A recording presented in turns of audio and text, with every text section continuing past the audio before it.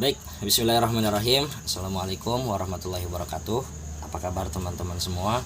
Semoga sehat selalu dan juga selalu dalam lindungan Allah Subhanahu wa taala. Dan jangan lupa kita juga harus tetap bersyukur dengan apa yang telah Allah berikan sampai sekarang ini.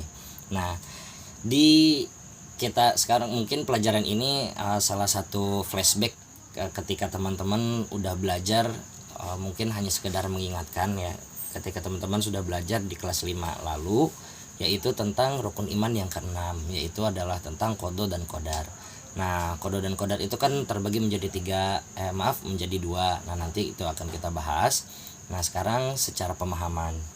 Nah, jadi qada dan qadar itu biasanya orang memahami bahwasannya ini itu adalah takdir gitu kan. Nah, padahal enggak. Nah, qada itu beda arti, qadar juga beda arti, seperti itu.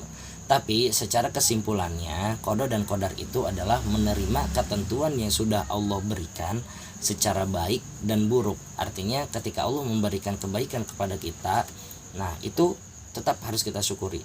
Nah, ketika Allah memberikan cobaan kepada kita, baik itu secara penyakit ataupun finansial, baik itu finansial itu berbentuk kehilangan uang, ya kan, material lah, alat-alat yang kita miliki. Nah, itu tetap harus disyukuri juga, seperti itu. Nah, teman-teman juga insya Allah mungkin ketika aku udah aku menjelaskan secara singkat ini, teman-teman juga udah ada bayangan, maksudnya itu seperti ini, karena udah pernah dijelasin kan waktu teman-teman di kelas 5 juga.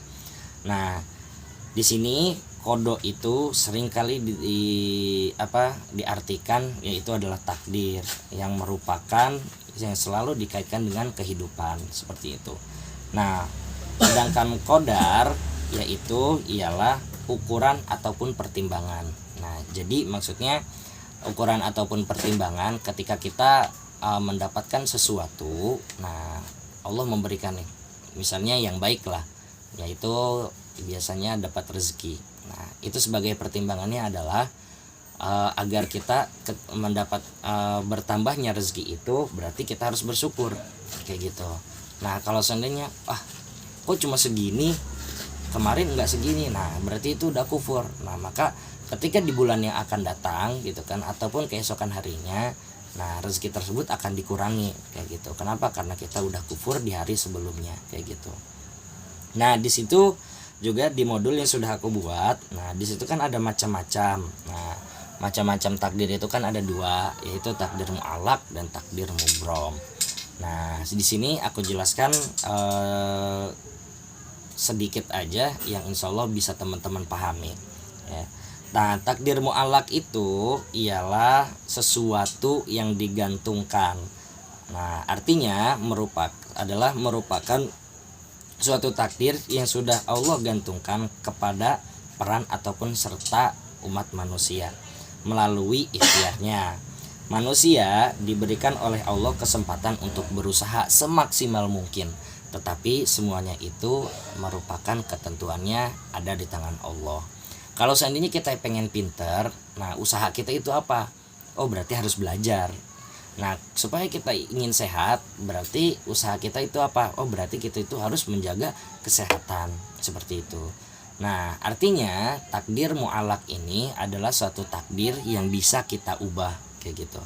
Nah, kayak yang dapat kita ubah itu kayak gimana? Kayak tadi gitu kan, kita mau males, kita mau pintar, ya tinggal ada dua pilihan, mau rajin belajar atau malas belajar, gitu. Nah, masalah hasil nanti itu sudah jadi ketentuan Allah. Nah, artinya apa? Kita udah berusaha semaksimal mungkin, gitu kan. Nah, tapi ternyata hasilnya nihil, gitu kan. Nah, di sini aku jelasin kenapa bisa kayak gitu, gitu kan. Mungkin ada sesuatu yang kurang. Kurangnya itu apa? Ketika kita udah berusaha, nah jangan lupa yang kedua, doa. Nah, ketika kita sudah berusaha dan berdoa, jangan lupa ikhtiar. Arti ikhtiar itu apa? Tadi menyerahkan diri. Ketika kita udah berusaha dan doa, hasilnya tergantung bagaimana Allah, kayak gitu.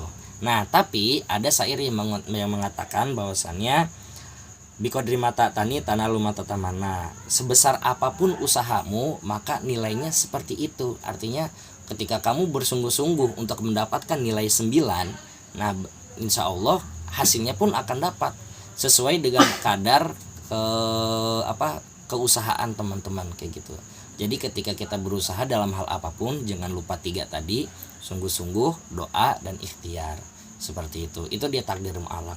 Dan kemudian takdir mubrom, nah ialah satu takdir yang tidak dapat sama sekali kita ubah. Contohnya apa?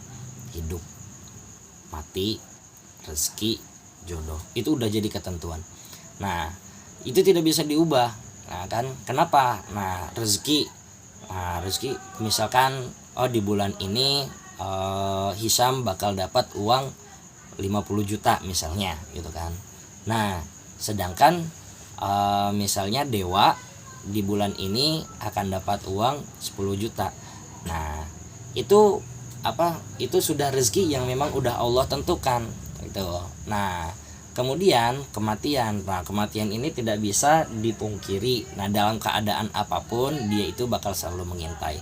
Bahkan malaikat pencabut nyawa dalam 24 jam itu 70 kali menatap wajah kita.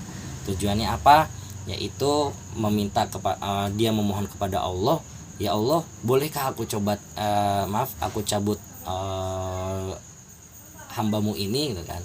Nah tapi kata Allah jangan, mungkin dia masih ingin berubah ataupun ingin menjadi lebih baik, seperti itu. Nah jadi itu dia pengertian dari kodo dan kodar gitu. Biasanya kodo itu disimpulkan sebagai sesuatu yang ditakdirkan oleh Allah Subhanahu wa taala.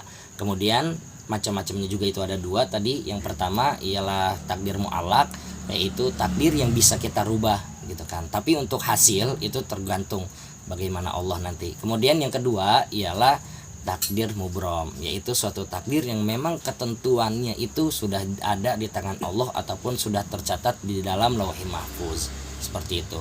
Baik teman-teman, semoga bisa dipahami apa yang sudah aku jelaskan tadi. Kurang lebihnya mohon maaf. Sehat selalu di rumah. Billahi taufiq wal hidayah. Wassalamualaikum warahmatullahi wabarakatuh.